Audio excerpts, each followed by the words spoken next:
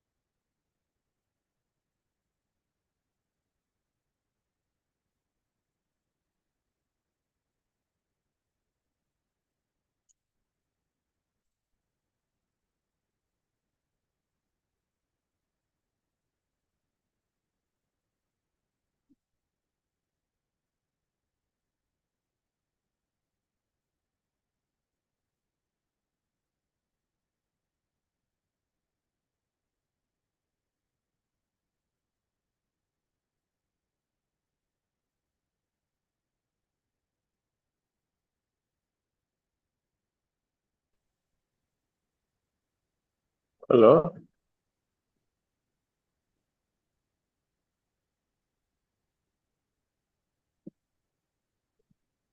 Hello. Hello. Hello.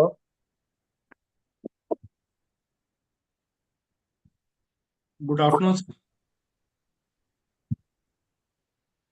Good afternoon, good afternoon. कैसे हैं sir?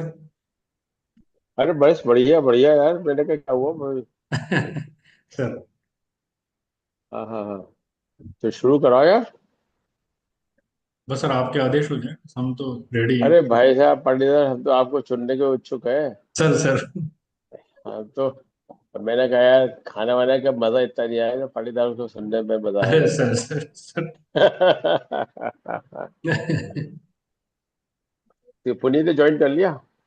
शायद अभी दिख नहीं पुनीत रहा आया है। नहीं। पुनीत आया नहीं हम्म, अभी। हम्म। हाँ, बट करीब 24 लोग हुए हैं, है ना। हाँ सर। मैंने कहा 24 लोग आ गए। हाँ, 24 लोग। 25 हो गए। हम्म। हाँ तो करा दो, नहीं तो हम इंट्रोड्यूस कर दे तुम्हें।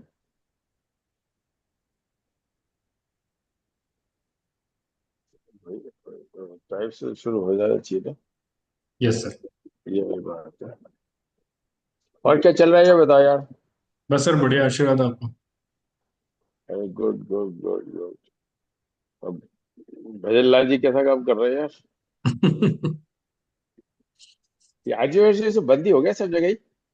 हाँ सर। आरजीएस हो गया तो सभी जगह बंद हो गया, क्या कहानी है इसकी। हाँ सर, वो अपन आरजीएचएस आरजे से सर है। करेंगे सर, अपन पर्सनल बात करेंगे रिकॉर्डिंग पे। ये तो पर्सनली चल रही है अभी तो अपनी तो। चलो खैर कोई बात नहीं। Naturally naturally. ये वाली हम्म, बात है। हम्म। तो तो यार कोई सीनियर नहीं आया क्या और। सीनियर सर आप ही हो ना? आप स्टार्ट करवा दो सर, कोई दिक्कत नहीं है, हम तो मतलब आपके आदेश नहीं की पालना भाई, के लिए तैयार हैं। हम तो कर देंगे, क्यों नहीं कर देंगे यार। अब तुम लोगों ने आरएसडीआई चेयरमैन बना दी तो शुरू भी कर हाँ, देंगे। तो वही तो एपीआई कह रहा हूँ, आपके एपीआई अलावा चेयरपर्सन। आप हमारे बॉस हो और क्या है। पहले अरे भी बॉस ही बात। थे। पहले भी अरे नहीं बॉस ही थे। नहीं। तो चलो बेसिकली, है ना। लगा दो स्लाइड वाइड, लगा दो तुम्हारी यार। कर देते हैं और क्या। मैं करता हूँ सर। 25 लोग हो गए,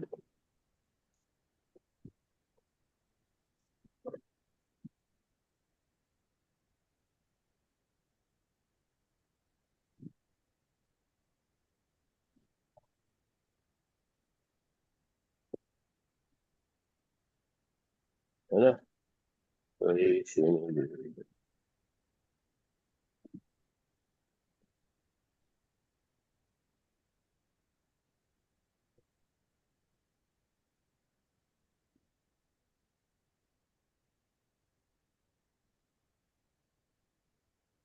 ये काफी चलेगा।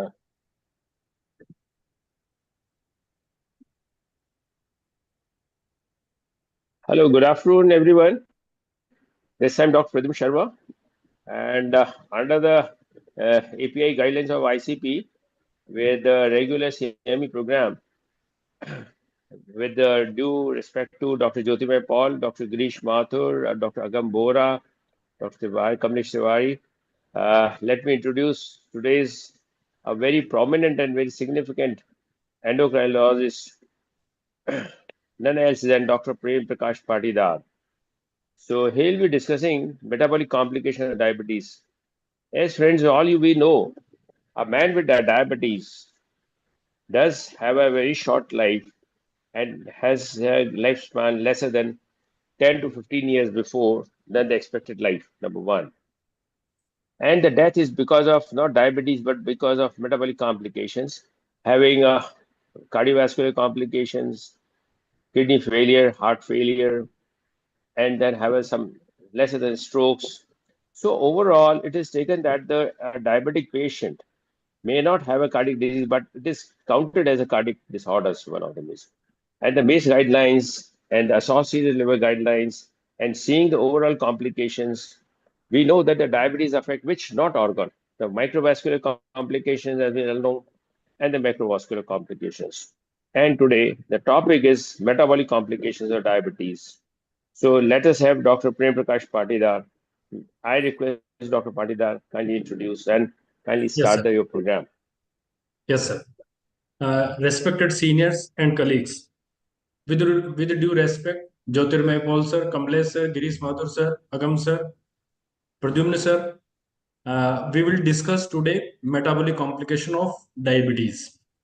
Uh, I am lucky to have Dr. Pradyumna sir with me to correct me whenever required. And these complications are very important to know. As Dr. Pradyumna sir told that micro and macrovascular complications are important. We all know that chronic complications are to be prevented by the glycemic control. But what about the metabolic complications of diabetes? So we will discuss few of the metabolic complications today. So complication of diabetes divided into the two part, acute complication and chronic complications. Chronic complications include micro and macrovascular complications, and few are non-vascular complications. And in acute complication, diabetic ketoacidosis and HHS, or we can say NKHS, that is hyperglycemic hyperosmolar coma and syndrome is important. These are two acute metabolic complication of the diabetes. Other metabolic complication we can include NAFLD, MASLD, or MAFLD. There are various terms used nowadays for the fatty livers, in which accumulation of fat in the liver, which can progress to liver damage. And there is a very important correlation between the liver damage and the diabetes. Diabetes can cause MAFLD, or MAFLD patients are very prone to develop diabetes in future life. So there is a very strong correlation between this disease and diabetes. So it is also a metabolic complication of diabetes. Gastroparesis and dyslipidemia. Dyslipidemia is also a part of as a sort of metabolic complication of the diabetes. So today we will discuss acute metabolic complication in slightly more detail than the chronic complications, which are more of the vascular complications. So acute metabolic complication include diabetic ketoacidosis and HHS, that is hyperglycemic hyperosmolar state. This is the state where patient can be sick in the acute circumstances, like hyperglycemia of few days or sometimes few hours. Absence of insulin in type 1 diabetic patient can lead to diabetic ketoacidosis. And in elderly patients, especially in type 2 diabetic elderly patients, which are living alone in their houses, and there are other comorbid conditions, they are more prone to develop HHS. So what is the difference between these two acute metabolic complications? Number one, in diabetic ketoacidosis, there is absolute or near absolute insulin deficiency, resulting in severe hyperglycemia, ketone bodies production in the blood, that is ketosis, and ketonuria in the urine, and systemic acidosis, where pH is less than 7.3. Whereas in HHS, severe relative insulin deficiency resulting in profound hyperglycemia and hyperosmolality from urine-free water losses. Why it happens? Because there is excessive free water losses in the urine, which ultimately causes hyperosmolar state with hyperglycemia. And especially there is no, or you can say minimal ketone production in blood and minimal or absent ketone bodies in the urine. The criteria for the diabetic ketoacidosis is usually plasma glucose is usually 250. Sometimes there is normoglycemic ketosis also, but in most of the diabetic ketoacidosis patient, the glucose level is more than 250. Whereas in HHS, because there is a hyperosmolar state, hyperglycemia is used up to the tune of more than 600 milligram per deciliter. DKA develop over hours, or you can say in absence of 1 to 2 days, it can develop. Whereas HHS takes few days to weeks to develop. It is a slow developing condition.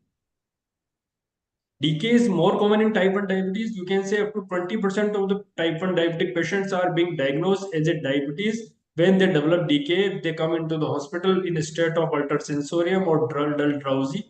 So it is more common, decay is more common in type 1 diabetes because complete absence of insulin occurs in type 1 diabetic patient or in type 2 diabetic patient in later stage of life when the insulin either not working or the production of insulin is diminished. You can say synthesis of insulin is almost nil. In that case, or in comorbid condition like if there is an infection, then type 2 diabetic patient can develop decay. Whereas HHS is a state which is usually in elderly type 2 diabetic patients. So coming to the first metabolic complication, acute metabolic complication of diabetes, that is diabetic ketoacidosis. I will discuss in summarized form because we have to discuss HHS also and other few metabolic complication also today only. So decay is characterized by uncontrolled hyperglycemia, as we discussed, more than 250, metabolic acidosis, pH less than 7.3, and increased ketone concentration. The pathophysiology is that either absolute or relative insulin deficiency. Why it happens? Because the absence of insulin is important to develop to produce ketone bodies, and ultimately it causes increased glucose production by the liver by the gluconeogenesis or glycogenolysis in the liver in the absence of insulin. So these why this happens? Because glucose is not utilized in absence of insulin. So ultimately, body tries to formate the other energy particles, that is ketone bodies, which can be utilized for the energy production, ATP production. So this is the basics of ketone bodies generation.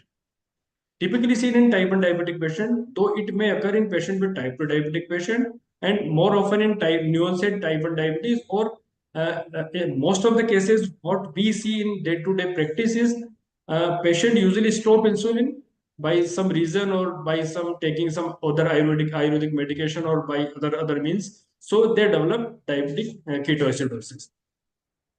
So epidemiology, I won't go into the detail, but it is very common in India in poor setups in the lower socio-economic status. Patient sometime stop taking insulin or sometime it happens because the quality of insulin or you can say cold chain of the insulin is not maintained properly and insulin is not working. It is also common in the patient where patient is on insulin pump and due to the technical fault of that insulin pump, the insulin delivery is hampered and ultimately cause decay because decay can develop within 12 to 24 hours. So it is very important to understand. So what is the pathophysiology of decay? You can see this slide, very important slide. What happens when there is a decreased production of the insulin from the pancreas? So that is absolute or relative absence of insulin in the body. Hormone sensitive, it affects the hormone sensitive lipase and ultimately there is a degradation of the triglyceride from the adipose tissue. It forms free fatty acid which comes to the liver and these free fatty acid converted into the ketone bodies in the liver.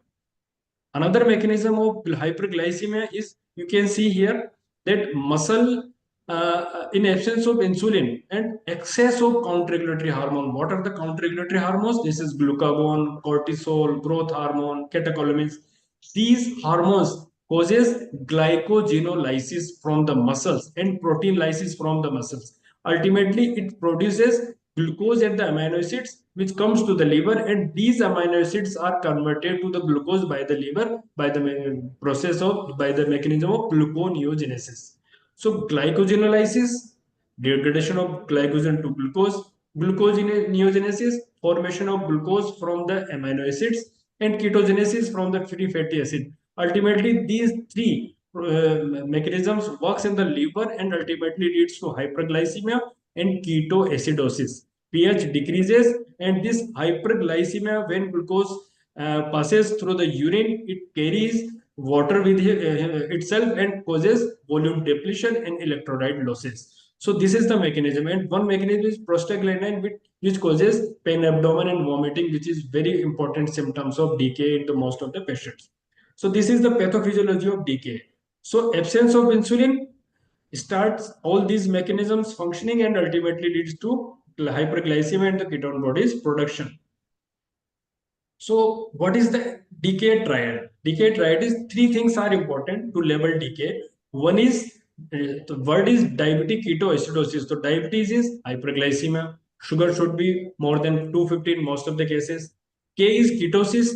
Ketone body should be there in the either in the blood or in the urine. Most of the time we measure in the urine because the financial constraint. Otherwise, you can measure the ketone bodies in the blood also. There are three types of ketone bodies. We will discuss later. So these ketone bodies with hyperglycemia with metabolic acidosis. This makes the triad of decay. Metabolic acidosis is pH less than 7.3. Independently, or you can say isolated condition, there are various differential diagnoses when we have only hyperglycemia, when we have only ketosis. So we should differentiate diabetic ketoacidosis from the other ketoacidosis like starvation ketosis, alcoholic ketoacidosis. Sometime in pregnancy, due to the excessive vomiting, ketone bodies also produces, that is again starvation ketosis. Other causes of metabolic acidosis should be keep in mind when we are dealing with the acidosis only. So all three things are usually required to label as a case of decay. So what is the classification of decay? What is mild decay? What is moderate decay? What is severe decay? Grossly, it is defined by the pH.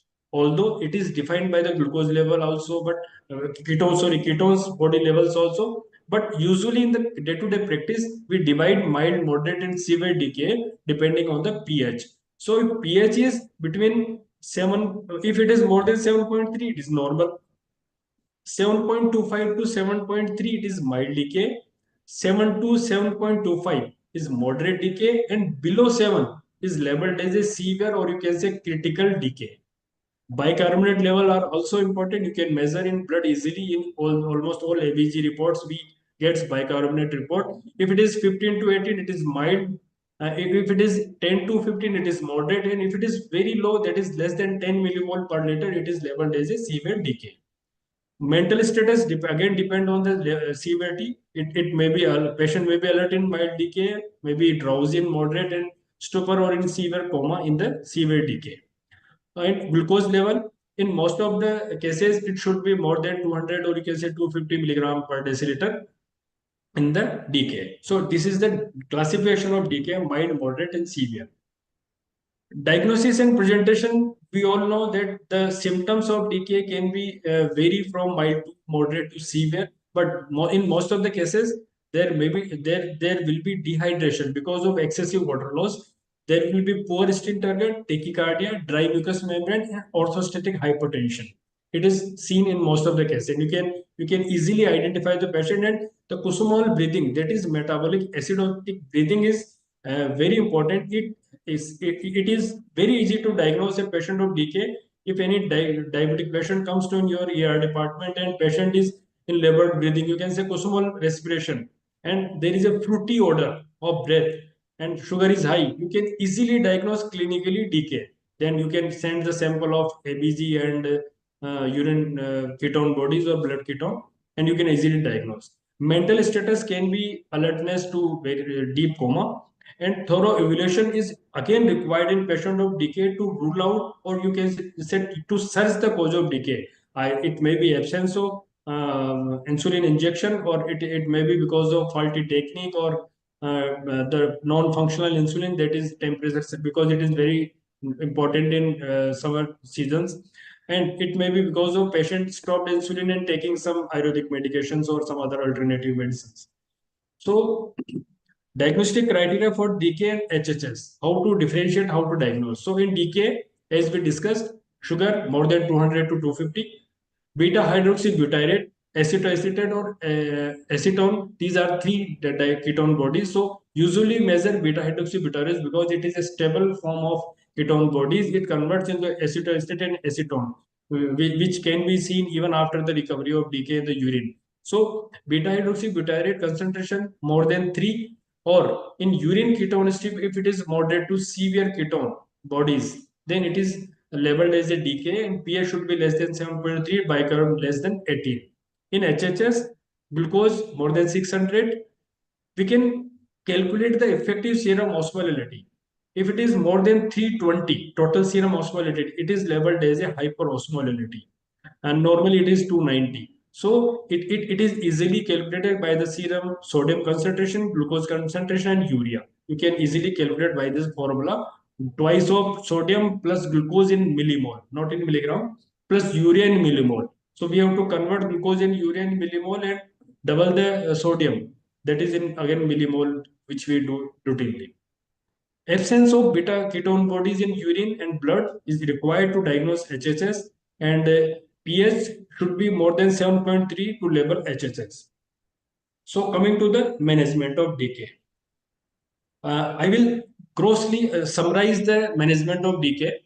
The most important part of management of decay is IV fluid, not the insulin. First part is IV fluid because patient is in state of dehydration. So we should assess the deficiency of fluid in the patient, and we immediately start IV fluid at least 0.5% NS without measuring, without waiting for the report of ketone bodies or other things. So initially 2 to 3 liter of 0.9% NS in adult is usually advised to give over the period of 1 to 3 hours, and we can step down to the half NS at the rate of 250 to 500 ml per hour. And when blood glucose is less than 250, we should add, or you can say we should replace NS to DNS, or you can say we should change the fluid, because what we want to keep glucose at the higher level. We do not want to decrease the glucose rapidly, because we want to give the time to the ketone body synthesis should be stopped before the hypoglycemia or patient goes to sugar level of less than 150. So we should switch over the NS to DNS or dextrose containing fluid whenever sugar level is less than 250. Insulin, in most of the hospitals we start insulin infusion, but yes, you can start insulin drip also. Our target is to give 0.1 unit per kilogram. So suppose patient is 40 kg weight, so we can give 4 unit of IV regular insulin as a bolus, or you can start directly IV infusion. If there is a delay in the setting of infusion or drip formation, then you can give straight dose of insulin. But keep in mind the potassium level should be checked. Ideally, it should be checked before injecting insulin, because if patient is in state of hypokalemia, then giving insulin may be dangerous for the heart rhythm. So what is the dose of insulin? 0.1 unit per kilogram IV bolus, 0.1 unit per kilogram per hour IV infusion, and accordingly we should titrate. We should try to, please do not stop this insulin infusion or insulin drip, because even absence of insulin in the body for half an hour will lead to again generation of the ketone bodies. So what we want, if sugar is going down by this dose of minimal dose of insulin, we should start dextrose containing fluid. So we, our target is to give continuous insulin infusion to the patients. And whenever we switch over from IV infusion to subcutaneous, there should be overlap of 2 to 4 hours of insulin infusion. So our target is, please do not stop insulin for even 10 to 15 minutes. Otherwise, the ketone bodies synthesis will again comes at high level. Potassium level, very important to see. If patient potassium level at the diagnosis or at the starting of treatment is less than 3.3, or you can say 3.5, then hold insulin infusion. Please do not give if potassium level is in range of hypokalemia. And add the potassium, that is pot chlor injection in the IV drip or in infusion pump, whatever the way you want to give 20 to 30 milliequivalent per hour until potassium level is more than 3.3, because our target is to keep potassium level in the range. If it is 3.5 to 5.2 or 5.3, then it is level is a normal, that is normokalemia. In that case, you start replacement of potassium, because in decay there is huge deficiency of potassium in patient. So we need to give potassium supplementation even if potassium level is normal. Even in some patient, if potassium level is 4.9 or 5, we need to start potassium in the IV fluid. If potassium is more than 5.2, we should wait for replacement of, uh, we should wait for few hours, because in most of the patient of decay, after few hours, potassium level will ultimately come down Why it happens? Because patient is in a state of acidosis. In acidosis, intracellular potassium comes to the outer extracellular compartment. As soon as we start treatment, this acidosis will decrease, pH will increase, and ultimately the extracellular potassium will enter into the cellular compartment, intracellular compartment, and we will need to replace potassium in DKA patients. So this is the tabulated form of the Yeah, decay. Zoom meeting चल रही. Yes, please. Yeah. So when as we have discussed, IV fluid determine the hydration status. If it is state of severe hypovolemia, start with 0.5% normal saline. Mild hypovolemia, start replacing at least the target is to uh, replace the 50% of estimated fluid deficit in first 18 to 12 hours.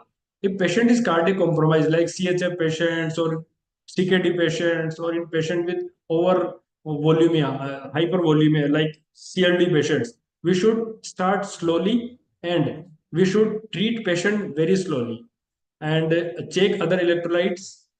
Insulin, as we discussed, in mild decay, you can give subcutaneous, but in moderate and severe decay in IPD setting, we start with the IV insulin only, 0.1 unit per kilogram IV bolus, and then 0.1 unit per hour to the patient according to the titration of the blood sugar level. And target is to keep blood sugar level above 150 at least, and 150 to 250. And in HHS, we will discuss later. So in DKA, keep glucose between 150 to 200. And in HHS, our target is to keep blood sugar level above level, because rapid treatment of HHS is more dangerous than the slow treatment. So we should treat HHS also very slowly. Potassium, as we discussed, if it is less than 3.5, give potassium first, then start insulin. If it is in the normal range of 3.5 to 5, treat accordingly, but start potassium replacement, because the potassium will ultimately needed because it will go from extracellular compartment to intracellular. If it is more than 5, start insulin. Do not give potassium and check every 2 hours. And keep other things in mind like the other treatment like potassium and that soda bicarb. The very important question, most of the student ask whether we should give soda bicarb or not. Try to avoid soda bicarb because it is a state of autocorrection. Whenever you treat patient with fluid and insulin, most of the time pH will come down, come towards the normal. But if it is severe decay, like less than 6.9 or 7 pH, then you can give small bolus dose of bicarbonate, 1 to 2 bolus dose, but try to avoid bicarb in if pH is more than 7. Phosphate should not be given unless it is causing some respiratory compromise or potassium level is less, phosphate level is less than 1. Then only phosphate is to be given. Otherwise, do not overtreat. So other thing is transition to maintain the insulin administration in decay. As we discussed, the insulin, how to give insulin. So I'm skipping these slides, other medicines. So HHS, hyperglycemic hyperosmolar state, very common condition nowadays, often misdiagnosed. Often patients are being admitted under the department of either neurology or other department, because patients come in a state of dull, drowsy, and sometimes hemiparesis or some upper limb or lower limb paresis. So it is very important condition. And whenever there is sugar is more than 600 and patient osmolality is very high, calculated, you can calculate by the three parameters, that is sodium, urea, and glucose. So if it is more than 320 milliosmol, pH more than 7.3, then it is a state of HHS. And if you are treating patient very slowly, the results are very good. So on physical examination, severe dehydration is invariably present. Various neurological deficits like coma, transient hemiparesis, hyperreflexia, generalized areflexia are commonly present in such kind of patient. Altered state of consciousness from lethargy to coma is observed. Findings associated with the coexisting medical conditions like radial disease, cardiovascular may be evident. Laboratory finding, extreme hyperglycemia, serum osmolality more than 320, usually more than 350 in most of the patient, but if it is more than 320, that's sufficient for diagnosis. Urine or serum ketone bodies are usually not detectable, but if it is yes, mild ketone bodies may be there in HHS also. So if it is moderate to severe, it is DK, otherwise it is HHS. Serum sodium may be high, it may be normal. So it varies depending on the condition of dehydration. Potassium level are high, secondary to effect of hyperosmolality, it may be low or no. So treatment. This condition is medical emergency and patient should be placed in an intensive care unit, and it is more severe condition than the DK because the rapid correction of the osmolality can lead to the detrimental effect on the brain cells, and there may be loss of brain tissue or cells, and the risk of mortality increases on the rapid treatment. Goal of therapy, slow rehydration, reduction of the hyperglycemia, electrolyte replacement, and investigating the precipitating factor. So these two conditions we discussed were acute metabolic complication of diabetes. Now, few of the slides I have included as discussed with the coordinator. So, what are the chronic metabolic complication of diabetes? This MASLD and NASH. These are the interchangeable names. So it was included as a complication of diabetes nowadays. So metabolic syndrome associated steatotic liver disease or non-alcoholic steatohepatitis. These are two condition of the these comorbidities commonly associated with the diabetes. So you can see here the prevalence of diabetes in MASLD is 22%, and prevalence of diabetes in NASH is 47%. So they are strongly associated condition, and you can say cause and effect. The one condition can cause other complication. So MASLD increases the risk of developing diabetes. The meta-analysis of 33 observational studies with individual, it was found that it is very common and it is a common risk factor for development of diabetes. So MASLD increases the risk of developing diabetes. You can say if you are treating a patient of fatty liver or MSLD, the risk of diabetes is much higher in that patient, and HR hazard ratio is up to 2.5. So it is more there is more chances to develop diabetes in MSLD or MFLD patients. Increased risk of diabetes with severity of hepatic steatosis. So again, if we divide patient on the various grading, so as the grade is severe, the development of diabetes is more, or you can say 2 to 3 fold higher risk in the severe MAFLD.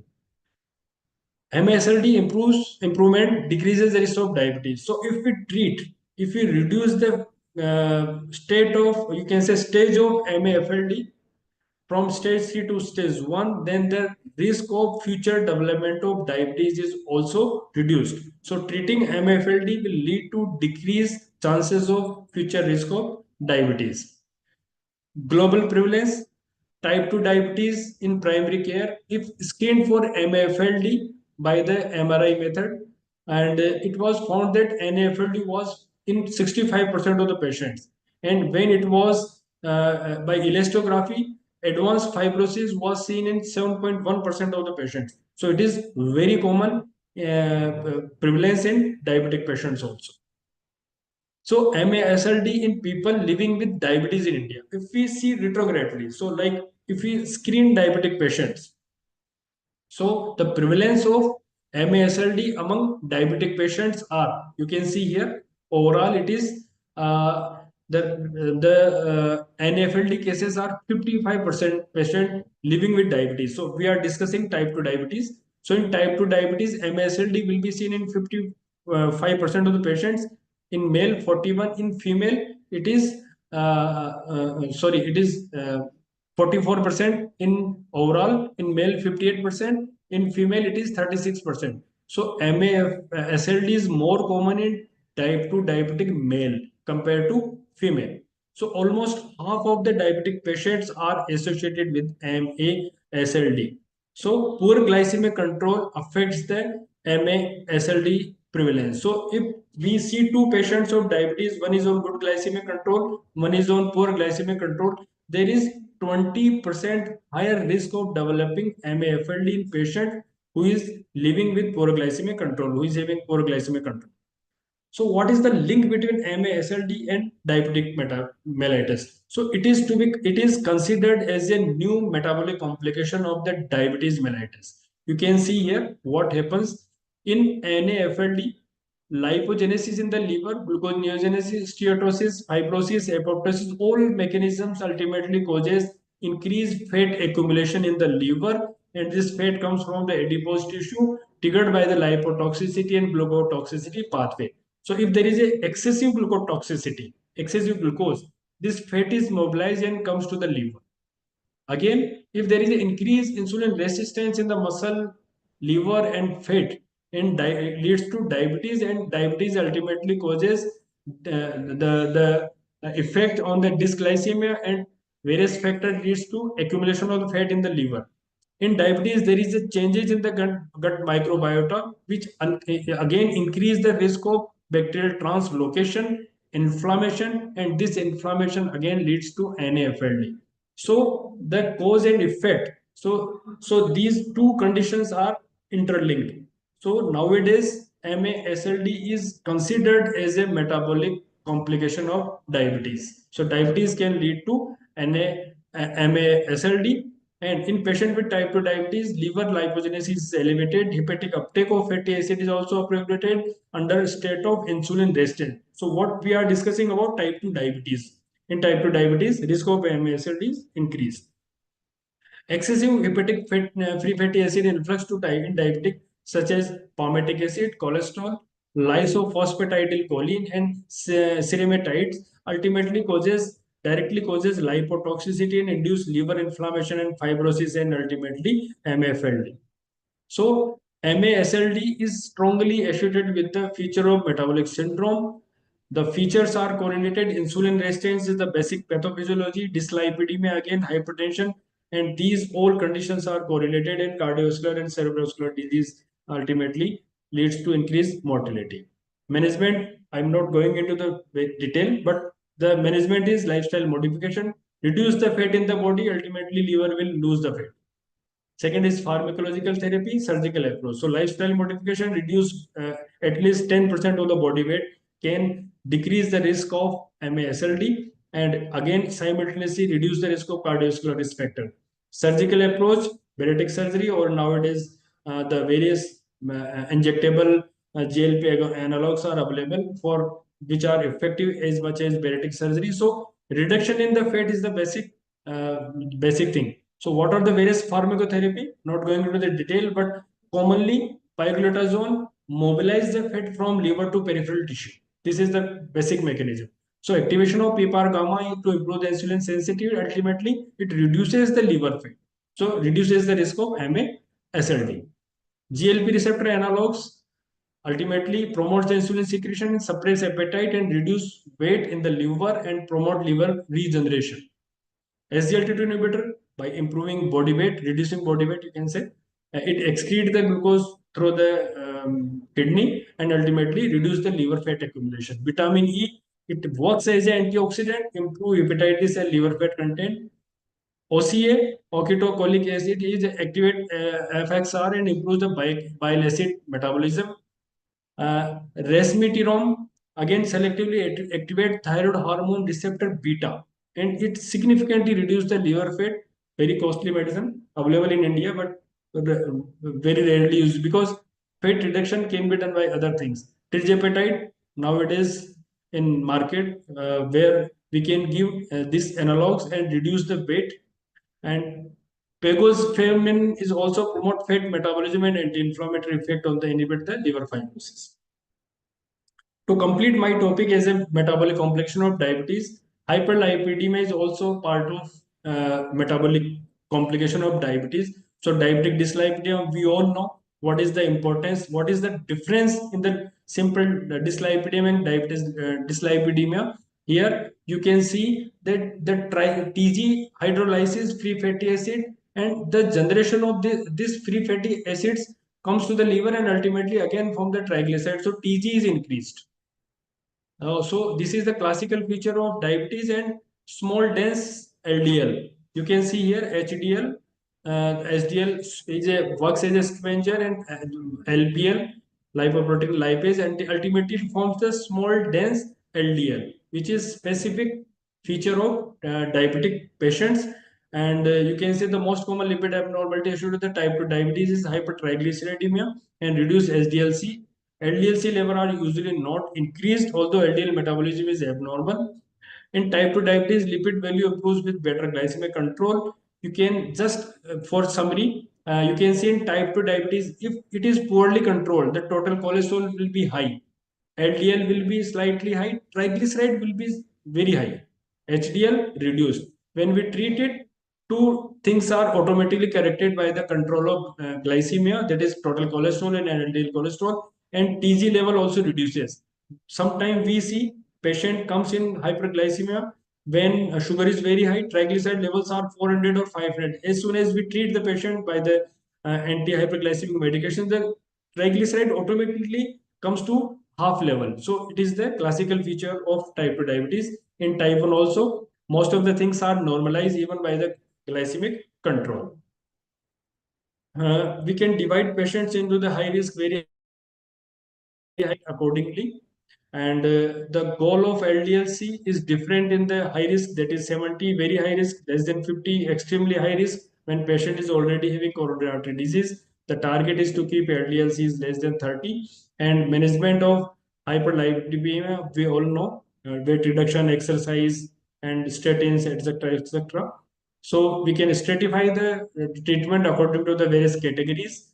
And one new concept of intervenment of metabolic diseases. What is intervenment of metabolic disease? The incremental impact and the intervenment of metabolic disease have led to terminology of cardio-renal and metabolic CRM disease. This novel paradigm conveys that not only heart failure, CKD, and type 2 diabetes frequently coexist in patients but heavily impact clinical outcome.